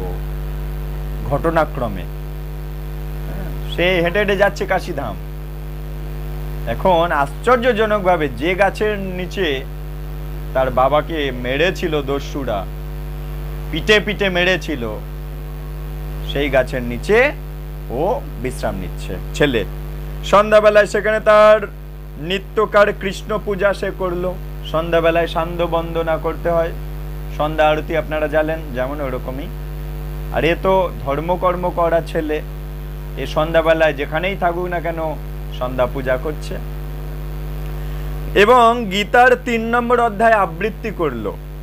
গীতার 3 নম্বর অধ্যায় গাছের নিচে বসে পড়লো। তাহলে দেখো, আত্মার কল্যাণের উদ্দেশ্যে গীতা পাঠ ছেলে, নিজের ছেলে করলো, 3 নম্বর অধ্যায় পড়লো। আচ্ছা, তার আবৃত্তি শেষ হওয়া মাত্রই আকাশ মার্গ থেকে এক উচ্চ নাদ ভেসে এলো। দেখো, পিণ্ডদান হয়নি এখনো, কিন্তু তার আগেই গীতা পাঠ করলো। হ্যাঁ, আকাশ মার্গ থেকে এক উচ্চ নাদ ভেসে এলো, উচ্চ শব্দ ভেসে এলো। ঊর্ধ্ব দিকে তাকিয়ে সে তার পিতাকে দেখতে পেল। আকাশের দিকে তাকিয়ে তার বাবাকে দেখতে পাচ্ছে। আর তার চোখের সামনেই চতুর্ভুজধারী পীত বসন পরিহিত এক অপরূপ সুন্দর মূর্তিতে তার পিতার রূপ পরিবর্তন হয়ে গেল। ওই গাছের ওপরে তো ভূত হয়েছিল বাবা, মানস দেহ পায়নি, ওই অশরীরী হয়ে আটকে ছিল, সেখানে গীতা পাঠ করেছে। যার ফলে সে দেখলো যে একটা জোরে আওয়াজ হলো, আর ওই গাছ থেকে তার বাবার দেহ বেরিয়ে এলো আকাশে, সূক্ষ্ম শরীরে বাবার দেহ দেখতে পাচ্ছে। এবং এক সময় বাবার দেহটা চতুর্ভুজধারী হয়ে গেল, পীত বসন পরিহিত অপরূপ সুন্দর মূর্তি হয়ে গেল। বাবার রূপ পরিবর্তন হয়ে গেল। তার মেঘ বর্ণ দেহ কান্তিতে চতুর্দিক আলোকিত হয়ে গেল। অর্থাৎ বৈকুণ্ঠ ধামে চলে যাবে এবারে বাবা। গীতা পাঠ করলে আত্মা ভগবত ধাম, বৈকুণ্ঠ ধামের বাসিন্দা আমরা, বৈকুণ্ঠ ধামে চলে যাবে। আর বৈকুণ্ঠ ধামে যখন আমরা চলে যাব, তখন আমাদের দেখতে ঠিক লক্ষ্মী নারায়ণের যে নারায়ণ, ওনার মতো দেখতে হয়ে যায় আমাদের। বৈকুণ্ঠবাসীরা সবাই চতুর্ভুজ, সবাই ওই শ্যাম সুন্দর মূর্তি। আমরা আসলে সেই রকম দেখতে আমাদের, আমরা যদি বৈকুণ্ঠে থাকবো আমরা ওই রকম দেখতে আমাদের। এগুলো ভাগবতমে বর্ণনা আছে। হ্যাঁ, তা তার মেঘবর্ণ দেহ কান্তিতে চতুর্দিক আলোকিত হলো। পিতা তাকে আশীর্বাদ করলো। পুত্র, এই সকল বিস্ময়কর ঘটনাবলীর অর্থ জিজ্ঞাসা করলো। পিতা বলল, প্রিয় পুত্র, হ্যাঁ, অর্থাৎ পুত্র তার বাবার কাছে জিজ্ঞাসা করছে, কি করে এরকম হলো? আপনাকে এতদিন দেখছিলাম না, হঠাৎ আজকের এই গাছের উপর থেকে এরকম ভাবে কিভাবে কি হলো? বাবাকে জিজ্ঞাসা করছে ছেলে। ছেলেও জানে না গীতা পড়লে কি হয়, কিন্তু গীতা পড়ছে, রোজ পড়ে। ওই দিনে ওই গাছের তলায় বসে পড়ছে, গয়া যাওয়ার আগে 9 নম্বর দিনের মাথায় ওখানটা বিশ্রাম করছে আর পড়ছে গীতা। তা বাবাকে জিজ্ঞাসা করছে, কি করে এরকম হলো বাবা? তুমি এরকম চতুর্ভুজ মূর্তি হয়ে গেলে, কোথায় আটকে ছিলে, কিভাবে মরেছো, জানতে চাইছে। পিতা বলল, প্রিয় পুত্র, তুমি গীতার 3য় অধ্যায় পাঠ করলে, তাই আমার পাপ কর্মের ফলে প্রাপ্ত প্রেত শরীর থেকে আমি মুক্ত হয়ে গেছি। আমি প্রেত হয়ে এই গাছের উপরে আটকে ছিলাম, এখন আমি মুক্ত হলাম। আমার বংশের সন্তান আমার উদ্দেশ্যে গীতা পাঠ করেছে, তাই আমি প্রেত শরীর থেকে চতুর্ভুজ শরীর, বৈকুণ্ঠ ধামে থাকার মতো শরীর পেয়ে গেলাম। তুমি যে উদ্দেশ্যে কাশী ভ্রমণ করতে বেরিয়েছো, গীতার 3য় অধ্যায় পাঠ করায় তা সফল হয়ে গেছে। বাবা কি বলল? তুমি কাশী ধামে যাচ্ছিলে কেন? প্রেত শরীর থেকে উন্নত শরীর পাইয়ে দেবে বলে। তা যাওয়ার আগেই গীতা পাঠ করাতেই তো আমি মুক্ত হয়ে গেলাম। তাই বাবা বলছে, আর এই ঘটনাটা বিষ্ণু লক্ষ্মীকে বলছে। বিষ্ণু লক্ষ্মীর এই কাহিনী শিবজি পার্বতীকে বলছে, সেই কাহিনী আমরা শুনছি। তাহলে ভগবান আর তার পত্নীর কাহিনী, তাদের মধ্যে আলোচনা হচ্ছে এই কাহিনী, শিব পার্বতীর মধ্যে আলোচিত হচ্ছে এই কাহিনী, সেই কাহিনী আমরা শ্রবণ করছি। তাই বলছে তুমি যে উদ্দেশ্যে কাশী ভ্রমণ করতে বেরিয়েছো, গীতার 3য় অধ্যায় পাঠ করায় তা সফল হয়ে গেছে। এখন তুমি বাড়ি ফিরে যেতে পারো। কি হলো? এখন তুমি বাড়ি ফিরে যেতে পারো, আর কিচ্ছু করতে হবে না। বোঝা গেল? তাহলে তাহলে বাবা কি বলতে চাইছে, গীতা পাঠ যদি না করে তুমি কাশী গয়াধামে যেতে, তাহলে আমি এই প্রেত শরীর থেকে উন্নত বৈকুণ্ঠ ধামের শরীর পেয়ে যেতাম। তাহলে তারপরেও আবার বাড়ি ফিরে এসে আর কিছু করার দরকার হয়?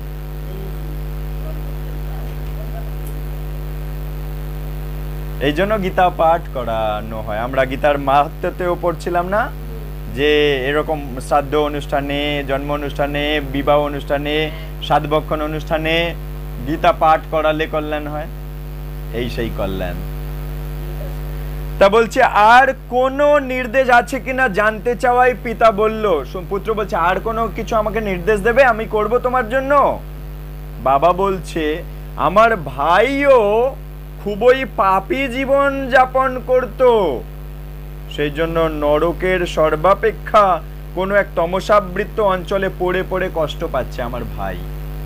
বাবা এখন বলছে যে আমার একটা ভাই, সেও খুব পাপী ছিল, খুব বড্ড বেশ্যালয়ে যেত, হ্যাঁ, খুব পশু মেরে মেরে ভেজে মাংস দিয়ে খেয়ে নিত। তা ও এখন বেটার নরকে পচে পচে মরছে, পেটাই খাচ্ছে যমরাজের হাতে, যমদূতদের কাছে। তা তুমি যদি তাকে এবং অন্যান্য পূর্বপুরুষদের উদ্ধার করতে ইচ্ছা করো, যারা এই জড় বিশ্বে বিভিন্ন দেহ ধারণ করে কষ্ট ভোগ করছে, কি বলছে, পূর্বপুরুষদের যদি উদ্ধার করতে চাও, হ্যাঁ, আর এই জড় জগতে বিভিন্ন দেহ ধারণ করে, যেমন আমরা বিভিন্ন দেহ ধারণ করে কষ্ট ভোগ করছি, তবে দয়া করে গীতার 3য় অধ্যায়টা পাঠ করে যেও। বাবা আদেশ দিয়ে যাচ্ছে প্রতিদিন গীতার 3 নম্বর অধ্যায়টা পাঠ করে যেও, তাহলে সবার কল্যাণ হবে, সমাজের সবার। আর পূর্বপুরুষ যারা নরকে পেটাই পরোটা হচ্ছে, ওরাও উদ্ধার পাবে। যারা এই অধ্যায়ের আবৃত্তি করে তারা সকলেই ভগবান বিষ্ণুর সমতুল্য রূপ ধারণ করবে। যে এই গীতার 3 নম্বর অধ্যায় পড়বে, সে ভগবান বিষ্ণুর মতো একই রূপ ধারণ করে বৈকুণ্ঠ ধামে বাস করতে পারবে। আমাদের জড় জগতের ওপরে আছে বৈকুণ্ঠ ধাম, তারও ওপরে আছে গোলক বৃন্দাবন। ওই বৈকুণ্ঠ ধামে লক্ষ্মী নারায়ণ থাকে, আর যত বাসিন্দারা থাকে তারাও নারায়ণের মতো দেখতে, 4 হাত সবার। বোঝা গেল? তাই যে 3য় অধ্যায় পড়বে সে ভগবান বিষ্ণুর সমতুল্য রূপ পাবে এবং তাদের বৈকুণ্ঠ প্রাপ্তি হবে। তাহলে প্রথম অধ্যায় পাঠ করলে পাপ নাশ হয়ে গিয়ে উন্নত দেহ পায়, যেমন সুশর্মা, ষাঁড় দেহ থেকে ব্রাহ্মণ ঘরে জন্ম। তাহলে ব্রাহ্মণ ঘরে যার জন্ম, সে গীতা পাঠ ছোটবেলা থেকেই শিখে যায় বাবা মার কাছ থেকে। আর 2য় অধ্যায় আমরা দেখলাম হিংসা কমে যাবে, কৃষ্ণ ভক্তি লাভ হবে। 3য় অধ্যায় থেকে আমরা দেখলাম পূর্বপুরুষদের বাঁচানো যাবে, যারা ভূতপ্রেত হয়ে আটকে আছে তারাও উদ্ধার পাবে, সমাজের কল্যাণ হবে এবং নিজেও বৈকুণ্ঠ ধামে চলে যাবে। 3য় অধ্যায় যে পড়ে, পিতার নির্দেশ বাক্য শুনে পুত্র উত্তর দিল, তাই যদি হয় তবে যারা এই নরকে আবদ্ধ হয়ে আছে তাদের সকলের মুক্তি না হওয়া পর্যন্ত আমি আবৃত্তি করতে থাকবো। 3 নম্বর অধ্যায় ছেলে বলছে প্রতিদিন 3 নম্বর অধ্যায় পড়বো। তার পিতা তখন আশীর্বাদ করে বলল তথাস্তু। বাবা আশীর্বাদ করে চলে। বাবা তো এখন বৈকুণ্ঠবাসী হয়ে গেছে, হ্যাঁ, লক্ষ্মী নারায়ণের সেই নারায়ণের রূপ পেয়ে গেছে। উনি আর এই জগতের লোক নয়, বৈকুণ্ঠবাসী হয়ে গেছে। বংশধর বাবার উদ্দেশ্যে গীতা পাঠ করেছে 3 নম্বর অধ্যায়। এরপর বৈকুণ্ঠ লোক থেকে এক পুষ্প রথ অবতরণ করে পিতাকে তার গন্তব্যস্থল বৈকুণ্ঠ ধামে নিয়ে চলে গেল। একটা বৈকুণ্ঠ ধাম থেকে রথ এসে তাকে নিয়ে চলে গেল। অন্তঃপর পুত্র জনস্থানে ফিরে এসে, পুত্র যেখানে বাস করে সেই জায়গাটার নাম কি? জনস্থান, হ্যাঁ, যেখানে জড় নামক ব্রাহ্মণও বাস করতো, তার ছেলেও সেই জনস্থানেই বাস করে। তা সেখানে ফিরে এসে ভগবান কৃষ্ণের শ্রী বিগ্রহের সামনে বসে পড়ল। কৃষ্ণের বিগ্রহের সামনে বসলো, সকল বদ্ধ আত্মাকে নরক থেকে উদ্ধার করার চিন্তা করে গীতার 3য় অধ্যায় পাঠ করতে শুরু করলো।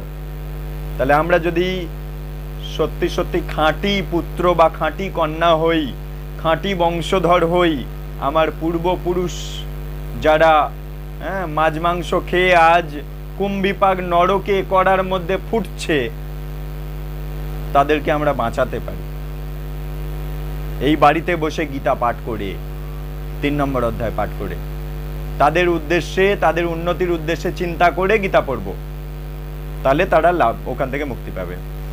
তার এই আবৃত্তি পাঠ যখন দিনের পর দিন চলতে লাগলো, তখন বিষ্ণু যমরাজের রাজ্যে দূত পাঠালেন। বিষ্ণু যমরাজের রাজ্যে, মানে নরক যমরাজের রাজ্য, ওখানটায় বিষ্ণু দূত পাঠালো। বিষ্ণু দূতকে পাঠালো যমরাজের কাছে। পাপীদের শাস্তি বিধানের অধিকর্তা যমরাজ। পাপীদের শাস্তি দেওয়া হয়, শাস্তি দেওয়ার লিডার হচ্ছে যমরাজ। যমরাজের সামনে বিষ্ণু দূত গিয়ে হাজির। বিষ্ণু পাঠিয়েছে বিষ্ণু দূত যমরাজের কাছে। সেখানে বলছে, বিষ্ণু দূতেরা গিয়ে যমরাজের কাছে বলছে, ক্ষীর সমুদ্রে অনন্ত শয্যায় শায়িত ভগবান বিষ্ণু আমাদেরকে পাঠিয়েছে হে যমরাজ তোমার কাছে। বিষ্ণু দূতেরা বলছে, ক্ষীর সমুদ্র থেকে বিষ্ণুজি আমাদের পাঠিয়েছে তোমার কাছে, কিছু বার্তা দিতে পাঠিয়েছে। দূতেরা বলল, বিষ্ণু দূতেরা বলছে যমরাজকে, বলছে ভগবান বিষ্ণু তার কুশল জানতে চেয়েছে। হ্যাঁ, বিষ্ণু দূতেরা যমরাজের সাথে কথা বলছে।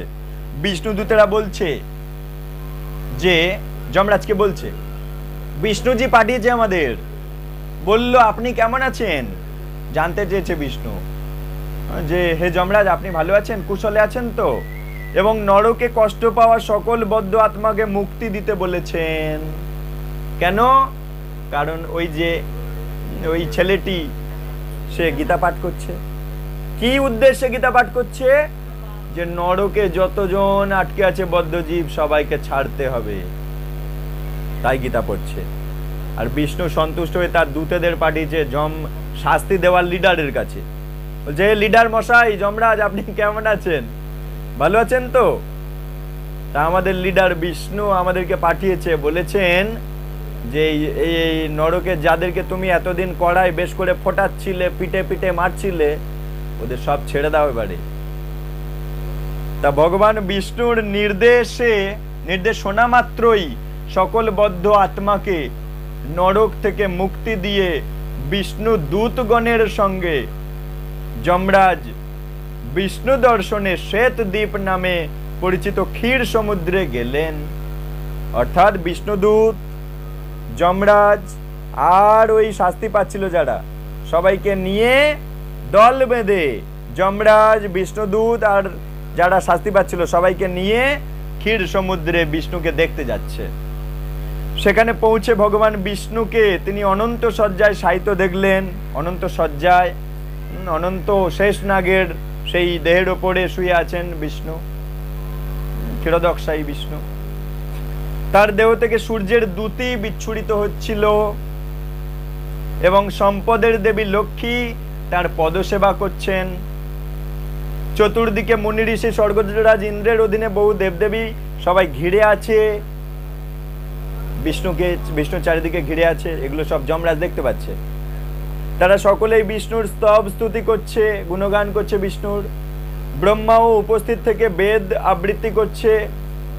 শ্রী বিষ্ণুর পাদপদ্মে পতিত হয়ে যমরাজ তাকে সম্মান দেখালেন, প্রণাম করলো যমরাজ বিষ্ণুকে এবং এই বলে স্তুতি করলেন, হে ভগবান, সকল বদ্ধ আত্মার আপনি শুভাকাঙ্ক্ষী। সব বদ্ধ আত্মার কি করে মঙ্গল হয় আপনি শুভ চান সবার। আপনার অপার মহিমা, যমরাজ বলছে বিষ্ণুকে, আপনার মহিমা অপার। আপনার থেকেই বেদের উৎপত্তি। আপনি হলেন কাল এবং কালক্রমে আপনিই সবকিছু ধ্বংস করবেন। যমরাজ এগুলো বিষ্ণুকে বলছে। আপনি এই ত্রিজগতের সৃষ্টিকর্তা, রক্ষক, আবার ধ্বংসকর্তা। প্রত্যেকের হৃদয়ে পরমাত্মা রূপে সকল জীবের কার্যাবলীকে আপনি পরিচালিত করেন। অর্থাৎ সবার জীবের হৃদয়ে আপনি বসে আছেন, সবাইকে চালাচ্ছেন। বিশ্বের গুরু আপনি, যমরাজ বলছে বিষ্ণুকে, সমস্ত বিশ্বের গুরু আপনি এবং সকল ভক্তের লক্ষ্য আপনি, সকল ভক্ত আপনাকে পেতে চায়। হে কমলাক্ষ, কৃপা করে আপনি বারংবার আমার ভক্তিপূর্ণ প্রণাম গ্রহণ করুন। যমরাজ বলছে, যমরাজ তো কৃষ্ণ ভক্ত। হ্যাঁ, যমরাজ দ্বাদশ মহাজনের মধ্যে একজন। যমরাজ বৈষ্ণবদের মধ্যে শ্রেষ্ঠ বৈষ্ণব হচ্ছে যমরাজ। কিন্তু ভগবান নির্দেশ দিয়েছে পেটাই করতে হবে, তাই পেটাই করছে। কিন্তু উনিও বৈষ্ণব, ওনারও হৃদয় অনেক নরম, কিন্তু কৃষ্ণ আদেশ দিয়েছে তোমাকে শাস্তি দেওয়ার কাজ করতে হবে, এটাই কৃষ্ণ সেবা। তাই শাস্তি দিয়ে আমাদের সংশোধিত করতে হবে, এই জন্য যমরাজ সেটা করছে। তা যমরাজ আরো বলছে, আমার ভক্তিপূর্ণ প্রণাম বারবার আমি দিচ্ছি, আপনি গ্রহণ করুন। আপনার অনন্ত মহিমা। যমরাজ এইভাবে হাত জোড় করে ভগবান বিষ্ণুকে শ্রদ্ধা নিবেদন করলেন। যমরাজ আরো বললেন, আপনার নির্দেশ মতো সকল বদ্ধ আত্মাকে নরক থেকে আমি মুক্তি দিয়ে দিলাম, দয়া করে নির্দেশ দিন আর কি কাজ আমি এখন করব। সবাইকে তো ছেড়ে দিলাম, এবার আমার কাজটা কি? আমার কাজ ছিল পিঠে পিঠে পরোটা বানানো, তা সব পরোটা বানানো হয়ে গেছে, এবার কি করব আমাকে বলো। তা ভগবান বিষ্ণু বজ্র গম্ভীর এবং অমৃতের ন্যায় মধুর কণ্ঠে উত্তর দিলেন, হে প্রিয় ধর্মরাজ, তুমি সকলেরই সমদর্শী, তোমার কর্তব্য সম্পর্কে কোনো নির্দেশ দানের প্রয়োজন নেই। হ্যাঁ, তোমার কর্তব্য তুমি এতদিন সব করেছো, আমার নির্দেশ দেওয়ার আর কিছু নেই। আমি পূর্ণ আশীর্বাদ তোমাকে করছি, আশীর্বাদ সঙ্গে নিয়ে তুমি তোমার পুরীতে ফিরে গিয়ে তোমার কাজ চালিয়ে যাও। তখন বিষ্ণু যমরাজের দৃষ্টির অন্তরাল হলেন, যমরাজের কাছ থেকে চলে গেলেন, আর যমরাজ তার নিজ পুরীতে ফিরে গেলেন। জড়ের পুত্র ব্রাহ্মণ, ওই যে জড়ের ছেলে ব্রাহ্মণ গীতা পাঠ করছিল, যখন তার সব পূর্বপুরুষদের এবং বাকি বদ্ধ আত্মাকে সফলতার সঙ্গে নরক থেকে মুক্তি দেন, তখন বিষ্ণুদূতরা সেখানে এসে তাকে বিষ্ণু লোকে নিয়ে চলে গেল। সেখানে তিনি পরমেশ্বর ভগবানের শ্রী পাদপদ্মের নিত্য সেবায় যুক্ত হয়ে গেলেন, ভগবানের চরণ সেবায় যুক্ত হয়ে গেলেন, নিত্য ধামে চলে গেল ওই জড় নামক ব্রাহ্মণের ছেলে। অর্থাৎ সে সবাইকে পাঠিয়ে দিল, নিজে গেল। এই জন্য বলেছে, একটা বংশধর গীতা পাঠ করে সুন্দর যদি কৃষ্ণ ভক্ত হয়, পবিত্র জীবন যাপন করে, ধর্ম মেনে জীবন করে, এই চারটে পাপ কর্ম ছেড়ে দিয়েছে, হ্যাঁ, আমিষ, নেশা, অবৈধ যৌন সঙ্গ আর তাসপাশা জুয়া লুডো বা দ্রুত ক্রীড়া যাকে বলে, তাহলে কি আমিষ, নেশা, হ্যাঁ, জুয়া আর অবৈধ সঙ্গ, এই চারটে ছেড়ে যে কৃষ্ণ ভক্ত হয়, প্রসাদ সেবা করে, সে গীতা পাঠ করলে তার পূর্বপুরুষরা সব উদ্ধার পেয়ে যায়। এই জন্য কৃষ্ণ ভক্তের চরণধুলি ভূমাতাও পেয়ে গর্ব অনুভব করে, ভূমাতা নিজেকে পবিত্র অনুভব করে। এই জন্য পাপ ছাড়া কৃষ্ণ ভক্ত গঙ্গাকেও পবিত্র করে দিতে পারে। গঙ্গাকে যখন ভগবান নির্দেশ দিচ্ছে, তুমি যাও পাপী তাপী জীবদের পাপ নাশ করবার জন্য তুমি এই জড় জগতে আসো, তখন গঙ্গা মা প্রার্থনা করছে, হে ভগবান, আমি যদি সবার পাপ গ্রহণ করি, গড়ল গ্রহণ করি, তাহলে আমি নিজে তো পাপে জ্বলে পুড়ে মরবো, ওই ওদের পাপ আমার নিলে আমি তো নিজে সেই পাপে জ্বলে পুড়ে মরবো, আমার পবিত্রতার উপায় কি? তখন ভগবান তাকে আশীর্বাদ করেছিল যে এই জড় জগতে আমার শুদ্ধ কৃষ্ণ ভক্ত থাকবে। হ্যাঁ, সেই কৃষ্ণ ভক্ত যখন তোমার কাছে এসে স্নান করবে, সবাই এসে স্নান করবে, তোমার পাপ বেড়ে যাবে। পাপী তাপী এসে স্নান করবে, তোমার পাপ বেড়ে যাবে। কৃষ্ণ ভক্ত যারা এই চারটে নিয়ম মেনে প্রসাদ সেবন করে, ষোলমালা করে জপ করে, সদ্গুরু চরণে দীক্ষিত, তারা যখন এসে স্নান করবে, তখন তুমি আবার পবিত্র হয়ে যাবে। সবার পাপ নাশ করবার ক্ষমতা তোমার অটল থাকবে। তাই তুমি কোনো চিন্তা করো না, তুমি ত্রিভুবনে যাও, তোমাকে যেতে হবে সবাইকে পবিত্র করার জন্য, আর তোমাকে পবিত্র করে দেবে সাধু, গুরু, বৈষ্ণব, মহাত্মা তোমাকে পবিত্র করে দেবে, তাই তুমি কোনো চিন্তা করো না। সেই জন্য গঙ্গা মা এসেছে নির্ভয়ে। হ্যাঁ,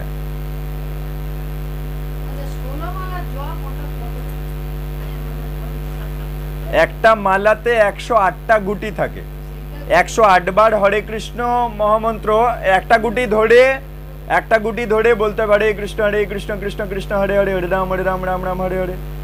পরের গুটি ধরে বলতে হবে হরে কৃষ্ণ কৃষ্ণ কৃষ্ণ হরে হরে, হরে রাম রাম রাম হরে হরে।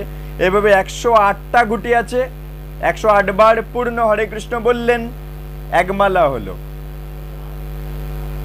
এইভাবে 16 মালা জপ করে প্রত্যেকটা দীক্ষিত ভক্ত, যারা 4টে পাপ কর্ম ছেড়ে দিয়েছে, 16 মালা জপ করছে, ভগবানকে ভোগ লাগায়, প্রসাদ পায়, অন্য কিছু পায় না। যেটা প্রসাদ সেটাই পায়, হ্যাঁ, ডাইরেক্ট কিনে খেয়ে নেয় না। তাহলে গীতার 3:13-তে কৃষ্ণ বলছে, দেখুন কি বলছে 3 নম্বর অধ্যায়ে। এই 3 নম্বর অধ্যায়ের মহিমা পড়লেন তো? 3 নম্বর অধ্যায় পড়লে কি হয় না, পূর্বপুরুষরা নরক থেকে উদ্ধার পায়, পাপী তাপীরা পাপ নাশ হয়ে উদ্ধার পেয়ে যায়। 3 নম্বর অধ্যায়ের 13তম শ্লোকে ভগবান কৃষ্ণ এই খাওয়া নিয়ে কি বলেছে শোনো, রান্না করার খাওয়া নিয়ে কিছু বলেছে কৃষ্ণ। কৃষ্ণ বাবা বলছে শোনো, বলছে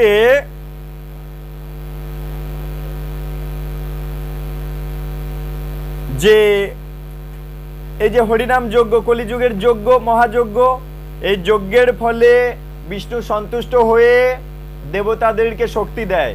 দেবতারা সেই অনুযায়ী বৃষ্টি দান করে, আলো দান করে, ঋতু, সূর্য, চন্দ্র, এই যেগুলো দেয়, পূর্ণিমা, অমাবস্যা, এই সমস্ত কিছু ঘটে বলে শস্য হয়। তা বলছে দেবতারা যজ্ঞ করার ফলে, হরিনাম যজ্ঞ করার ফলে বা এই যে গীতা পাঠ যজ্ঞ, এগুলো করার ফলে কৃষ্ণ খুশি হয়। কৃষ্ণ খুশি হলে মানে ওই গাছের গোড়ায় জল দেওয়া হলো, দেবতারা খুশি হবে, দেবতারা সন্তুষ্ট হয়ে তোমার বাঞ্ছিত ভোগ্যবস্তু প্রদান করবেন। তাহলে তুমি যজ্ঞ করছো ভগবানকে খুশি করার জন্য। তাহলে এই যে একটা দেবী দুর্গা পূজা, সেখানে নারায়ণ শিলা আছে, তাহলে নারায়ণ শিলার পূজা হয়ে দুর্গা পূজা হলো। তাহলে নারায়ণ খুশি হলো, দুর্গাকে শক্তি দিল, দুর্গা তখন তোমাকেও আশীর্বাদ করলো, তুমি যা চাইলে দুর্গার কাছে তুমি সেটা পেলে। তাই বলছে দেবতারাও তোমার বাঞ্ছিত ভোগ্য বস্তু তোমাকে দান করবেন, কিন্তু দেবতাদের প্রদত্ত বস্তু নিবেদন না করে, যা ভগবান দেবতাদের দ্বারা বৃষ্টি এগুলো দিয়ে ফসল ফলালো, এখন সেই ফসলটা অন্ন ফলেছে, ধান ফলেছে, সেই ধানটা ভগবানকে দিয়ে প্রসাদ বানিয়ে দেবদেবীদের দিয়ে, তারপর গুরুদেবদের দিয়ে, তারপর নিজে খেতে হয়।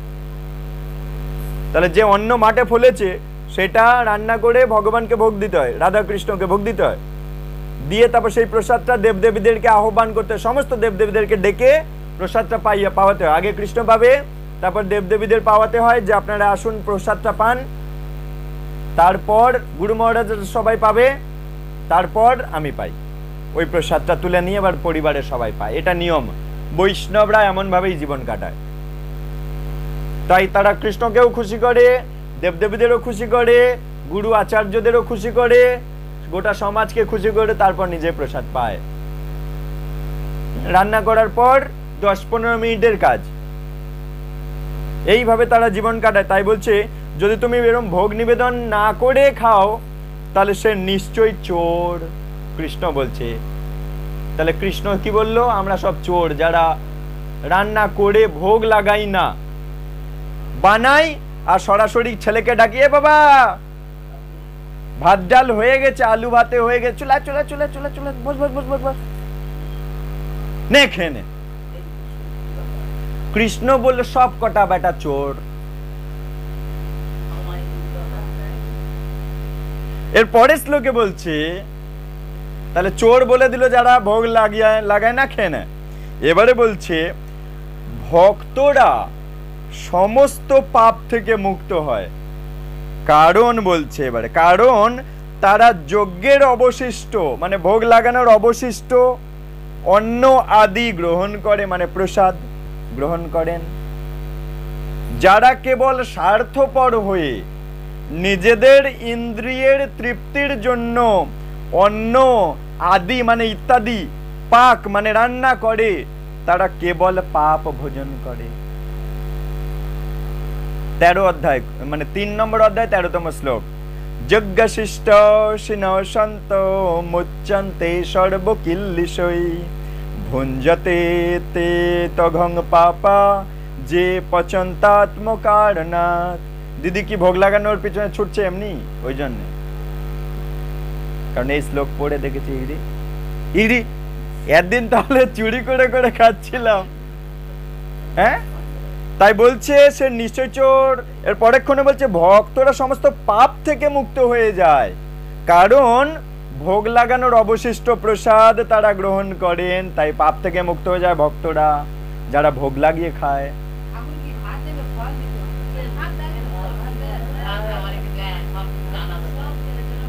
সর্বলোক মহেশ্বরম, আমি সবকিছুর ঈশ্বর, হ্যাঁ, আমি সবকিছুর ভোক্তা। এর আগে শ্লোকটা শুনে বোঝালাম না? 5 নম্বর অধ্যায়ের 29তম শ্লোক। ভোক্তারং যোগ্য তপস্যাং, সবকিছুর ভোক্তা আমি। তা অন্যটার ভোক্তা কৃষ্ণ নয়, বলছে সবকিছুর ভোক্তা আমি। তাই বলছে কি যারা কেবল স্বার্থপর হয়ে, কৃষ্ণ উচ্চারণটা নিল শব্দটা স্বার্থপর, মানে নিজের কথা চিন্তা করছে। বাড়ি গোবলু বসে আছে, তুই বসে থাক, শশা বাতাসা ওই খেয়ে খেয়ে তিলে তিলে বড় হ, তোর বড় হতে হবে না, ছোট হয়ে বসে থাক। তা বাতাসা শশা খেয়ে কত পুষ্টি পাবে গোপাল? বড় হবেটা কি করে? সব কিছু দেওয়া যাবে, হ্যাঁ, ওগুলো আঁশ, ওগুলো দেওয়া যায় না, ওগুলো ভগবান খায় না। হ্যাঁ, তাই ওইগুলো কৃষ্ণ নেয় না, ওগুলো সব বলা আছে গীতার 9:26। হ্যাঁ, গীতাতে কৃষ্ণ বলছে পত্রং পুষ্পং ফলং তোয়ম যো মে ভক্তা প্রযচ্ছতি। পাতা পুষ্প ফল জল, তার মধ্যে ওইগুলো রক্ত মাংস দেওয়া যাবে না। আর যেগুলো রক্ত মাংস থেকে তৈরি সবজি সেগুলো দেওয়া যাবে না। ওগুলো রাহু কেতুর রক্ত মাংস থেকে তৈরি সবজি, এই লাল আর সাদাটা, একটা রক্ত থেকে একটা হাড় থেকে। রক্ত থেকে বলে লাল পেঁয়াজ, আর হাড় থেকে তৈরি বলে সাদা রসনা। ওগুলো ওদের সৃষ্টির ইতিহাস, তাই ওগুলো কৃষ্ণ খায় না। গোপালেরও একটা রুচিবোধ আছে। তা যাই হোক, তাই বলছে যারা কেবল স্বার্থপর হয়ে নিজেদের ইন্দ্রিয়ের তৃপ্তির জন্য অন্ন ইত্যাদি পাক করে খায়, তারা কেবল পাপ ভোজন করে। আর ভক্তরা গ্রাসে গ্রাসে পবিত্র হয়ে যাচ্ছে। এই জন্য দর্শনে পবিত্র করো, এই তোমার গুণ। কারণ বৈষ্ণব কি খেয়ে এসছে? প্রসাদ খেয়ে এসছে। তাহলে বৈষ্ণব যেই মাত্র বাড়ি গিয়ে প্রসাদ পেয়েছে পবিত্র হয়ে আছে, তা সে যেখানে যাবে তাকে যে দেখবে সে পবিত্র হয়ে যাবে। আর অন্যান্যরা কি খেয়ে এসছে? ভোগ না লাগিয়ে চুরি করে খেয়েছে, তাহলে পাপ খেয়ে এসে বসেছে। তাহলে একজন পবিত্র হয়ে এসেছে, একজন পাপ ভরে নিয়ে এসে বসেছে। এই জন্য দর্শনে পবিত্র করো, এই তোমার গুণ। দর্শনে পবিত্র করতে পারছে বৈষ্ণব। কেন? ভগবানের প্রসাদ তারা পায় বলে, ভগবানের শক্তিতেই সে আজ অপরকে পবিত্র করছে। হৃদয় পবিত্র হলে ধীরে ধীরে ধীরে ধীরে তিলে তিলে ভক্ত হয়ে যায়। বুঝে গেল তো? এই হচ্ছে 3 নম্বর অধ্যায়ের মহিমা মাহাত্ম্য। হ্যাঁ, আমরা জানতে পারলাম 3 নম্বর অধ্যায় পড়লে পূর্বপুরুষগণ নরকে পচে পচে মরছিল, ওরা উদ্ধার পাবে। আগামী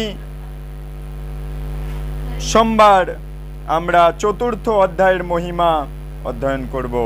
কিছু ভুল ত্রুটি যদি হয় মার্জনা করবেন। এবং এই শাস্ত্রের কথা ভেঙে বলতে গিয়ে কারোর হৃদয়ে যদি কোনো কষ্ট দিয়ে থাকি, ব্যথা দিয়ে থাকি, নিজের সন্তান জ্ঞানে ক্ষমা করে দেবেন। কারণ এগুলো কোনো আমার কথা নয়, ভগবানের কথা। বাঞ্ছা কল্পতরুভ্যাশ্চ কৃপা সিন্ধুভ্যেব চ পতিতানাং পাবনেভ্যো বৈষ্ণবেভ্যো নমো নমঃ। অনন্ত কোটি ভক্তবৃন্দের জয় হোক। গুরু গৌরাঙ্গ শ্রীল প্রভুপাদের জয় হোক। হরি ওম তৎসৎ। হরি ওম তৎসৎ। তো জগন্নাথ দেখা দিচ্ছে, হ্যাঁ বলতে চাইছে, এই আমার কথাটা তো এবারে বল।